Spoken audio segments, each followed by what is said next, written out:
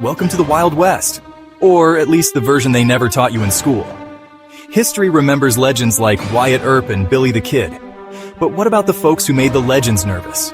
Today, we're ditching the textbook and heading straight for the dusty trails, saloons, and forgotten corners of the Wild West.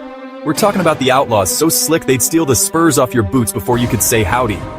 So saddle up, partners, because this here's a history lesson you won't soon forget. Alright, let's talk outlaws. The Wild West was a breeding ground for some of the most notorious figures in American history. Yeah, Billy the Kid, Jesse James, I hear ya. Legends, no doubt. Their names echo through the annals of history, romanticized and larger than life. But what about Blackjack Ketchum? A name not as widely known, but equally, if not more, notorious. Ever heard that name whispered in a saloon? Probably not, and that's a shame. This fella, he wasn't just bad, he was bad to the bone. A true menace of the Old West.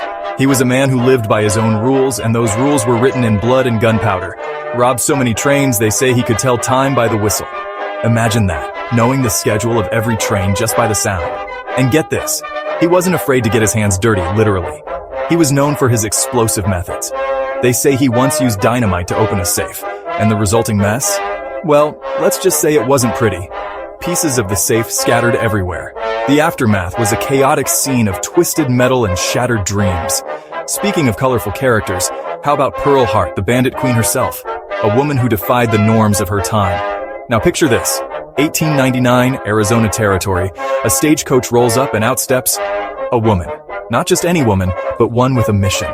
Pearl Hart, dressed in men's clothes, robbed that stagecoach with a pistol in one hand and a whole lot of nerve in the other. She was a force to be reckoned with. She claimed she robbed that stagecoach to get money for her sick mother. A noble cause, if true. True? Who knows? But it sure makes for a good story. A tale of desperation and daring. And that's the thing about these lesser-known outlaws, their stories are full of grit, desperation, and a whole lot of you gotta be kidding me moments. They lived on the edge. They were cunning, they were ruthless, and they were products of their time, a time when survival was a full-contact sport. Every day was a battle. These weren't just guys and gals hiding from the law, they were shaping the very definition of lawlessness. They were the architects of chaos. But it wasn't just about train robberies and stagecoach holdups. Their exploits went far beyond that. These outlaws, they were like walking, talking representations of the Wild West's underbelly, the dark side of the frontier. They were the cracks in the foundation, the whispers in the dark, the constant reminder that civilization was just a thin veneer out here, a fragile facade. So next time you hear the name Billy the Kid, take a minute to remember Blackjack, Pearl, and all the other outlaws who lived and died by their own rules. Their legacies are just as compelling. They may not be in the history books, but their stories are etched in the very soul of the Wild West. Their tales are the lifeblood of frontier folklore. Now, these outlaws, they were a rough and tumble bunch, no doubt. They lived hard and fast.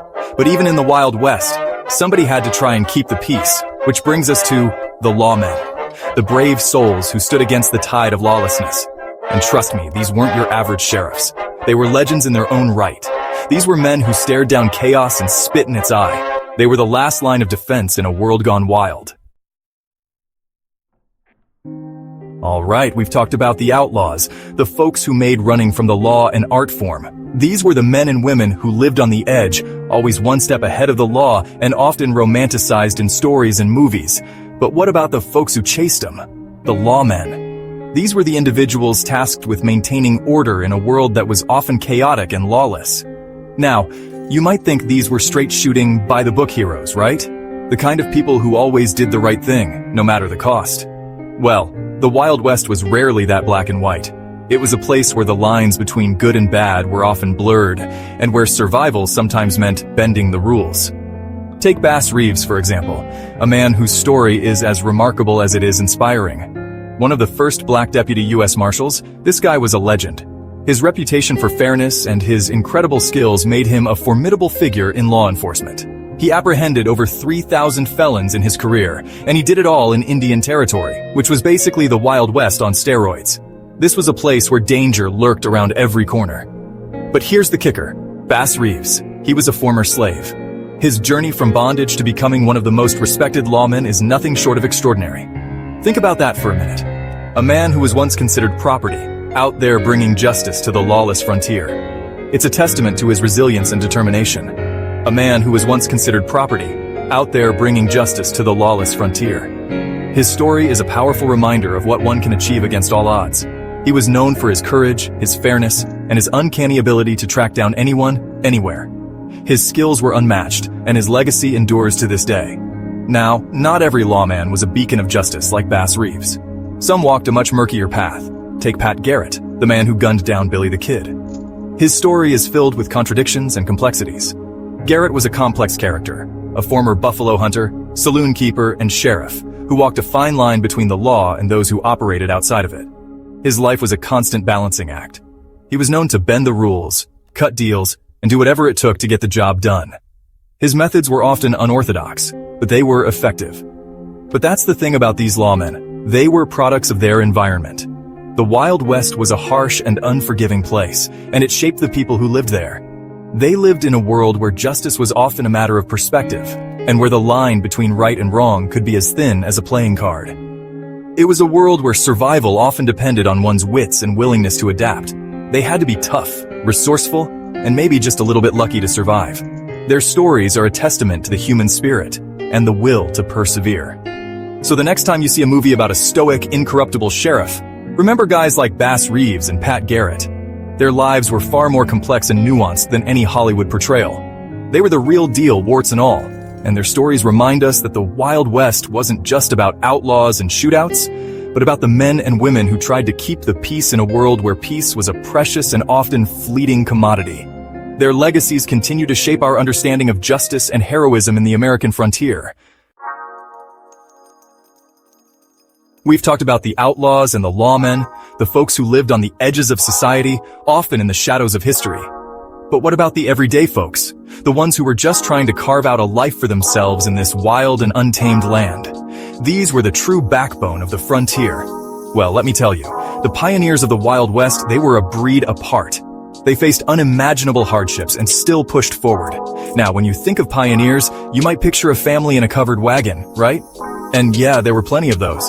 But there was so much more to their story. But the Wild West was also home to folks who defied expectations, folks who said screw the rules and wrote their own darn history books. They were the rebels with a cause. Take Stagecoach Mary, for example. Mary Fields was a woman who didn't take no for an answer. Standing 6 feet tall and known to enjoy a good cigar and a shot of whiskey, she became the first African-American woman to carry mail for the U.S. Postal Service. She did it all, driving a stagecoach through dangerous territory, facing down bandits and blizzards, and she did it all with a shotgun by her side and a whole lot of grit. Her story is one of resilience and determination. And then, there were the women homesteaders. Imagine that, ladies, heading out west with your families, leaving behind everything you knew, to build a life on the harsh and unforgiving frontier. The courage it took is unimaginable. These women, they weren't afraid of hard work. They farmed the land, raised families, and even defended their homes and loved ones from outlaws and wild animals. They were the unsung heroes of the frontier. And let's not forget about the black cowboys. Now, Hollywood might not have shown you this, but the Wild West was far more diverse than you might think. Black cowboys were everywhere, working on ranches, driving cattle, and even serving as lawmen. They were integral to the development of the West. They faced discrimination and prejudice, but they persevered, proving their worth time and again in a world that often tried to deny their existence. Their legacy is a testament to their strength and resilience. And of course, we can't talk about the Wild West without talking about the Native Americans. They were the original inhabitants of this land, and their cultures, traditions, and stories are woven into the very fabric of the West. Their influence is undeniable. So the next time you hear the word pioneer, don't just think of covered wagons and bonnets. Remember Stagecoach Mary, the women homesteaders, the black cowboys, and the Native American leaders who all played a vital role in shaping the Wild West. Their stories are the true essence of what it meant to be a pioneer. All right, let's be honest. Who hasn't watched a good old Western and felt a little surge of excitement? The gunfights, the duels, the cowboys riding off into the sunset. It's all very romantic, ain't it? But here's the thing about Hollywood. They tend to embellish a bit, for dramatic effect. So, let's separate fact from fiction, shall we? First off, those gunfights you see in the movies? Yeah, those were about as common as a snowstorm in July. Most folks back then, they avoided gunplay like a bad case of the measles. Why? Because, my friends, bullets ain't got no names on them. And those duels at high noon? Pure Hollywood hokum. Sure, there were disagreements, sometimes settled with fists, sometimes with guns, but it wasn't some choreographed dance of death. And speaking of Hollywood myths, let's talk about the romanticized version of daily life in the Wild West. Yeah, there was a certain rugged charm to it, but it was also hard, dirty, and often brutally unforgiving. Now don't get me wrong, the Wild West was a fascinating time, full of larger-than-life characters and incredible stories. But it's important to remember that it was also a real place, with real people who lived, loved, and died just like we do. So, the next time you watch a Western, enjoy the action, appreciate the scenery, but take it all with a grain of salt, 'cause Hollywood ain't known for its accuracy. So there you have it, folks, a glimpse into the forgotten history of the Wild West. We've met the outlaws, the lawmen, and the pioneers who defied expectations and carved their names into the annals of history. But most importantly, we've discovered that the most compelling stories are often the ones that haven't been told, the ones that lurk in the shadows, waiting to be unearthed. So, the next time you think about the Wild West, remember the folks we talked about today.